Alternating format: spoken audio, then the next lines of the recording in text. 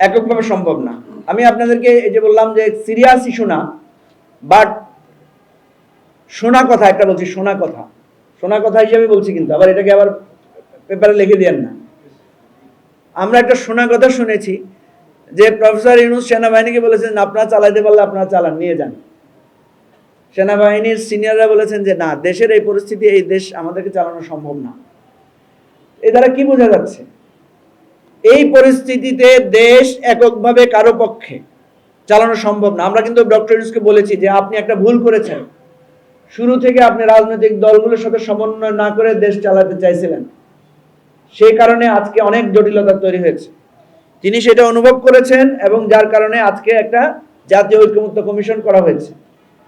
আমরা বলছি যে এককভাবে কোনো পলিসি দিয়ে এই রাষ্ট্র এখন চলবে না। সেনাবাহিনী প্রধান কিন্তু বলেছেন যে উনার মাত্র 30,000 ফোর্স আছে, যাদেরকে পাঠাতে হবে আর আঠাতে হবে। উনি নিজেই বলেছেন যে আমরা কিন্তু উই হ্যাড কি বলেছেন উনি বলেছেন আমরা কিন্তু ক্লান্ত হয়ে গেছি। We had enough last 7 months, ওনার বক্তব্যটা এরকম ছিল।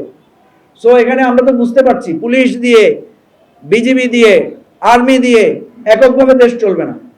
আর্মিকে লাগবে, জনগণের সহযোগিতা লাগবে, রাজনৈতিক দলগুলোর ঐক্যবদ্ধতা লাগবে। ইভেন আমি বলছি যে আওয়ামী লীগ একটা রাজনৈতিক শক্তি হিসাবে আমরা চাই তার শুভবুদ্ধির উদয় হোক। আমরা চাই যে সে তার ফ্যাসিস্ট চরিত্র বর্জন করে, তওবা করে, সে ভুল বুঝে সে আসুক, তাইলে এই দেশটাকে অড়া যাবে। নাইলে সবাই কিন্তু আমাদের এই দেশ আমরা রক্ষা করতে পারবো না, এবং দেশ রক্ষা না হলে এখানে কেউ আমরা মানে সঠিকভাবে শান্তিমতভাবে থাকতে পারবো না।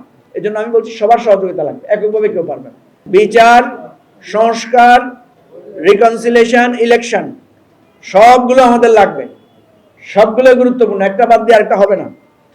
আওয়ামী লীগ যে খুন করেছে, গুম করেছে, যে লুটপাট করেছে, এই যার টাকা লুট করেছে, আমি কি সেটা ক্ষমা করতে পারবো? যার সন্তানকে হত্যা করেছে তার সন্তানের দায়কে আমি ক্ষমা করতে পারবো? আপনারা দেখেছেন যে বিএনপি এবং জামাতের, সম্ভবত জামাতের আমির আওয়ামী লীগকে ক্ষমা করার কথা বলে ওনার দলীয় নেতাদের তোপের মুখে পড়েছেন উনি।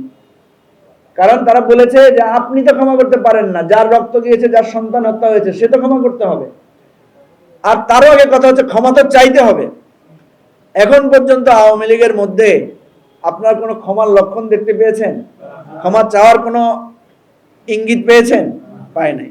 সেজন্য আমরা বলছি যে তারা যদি তাদের সুষ্ঠু বিচার এবং তারা যদি ভুল বুঝে ক্ষমা চায়, তাহলে একটা রিকনসিলিয়েশন প্রসেস শুরু করার ব্যাপারে আমাদের আহ্বান থাকবে।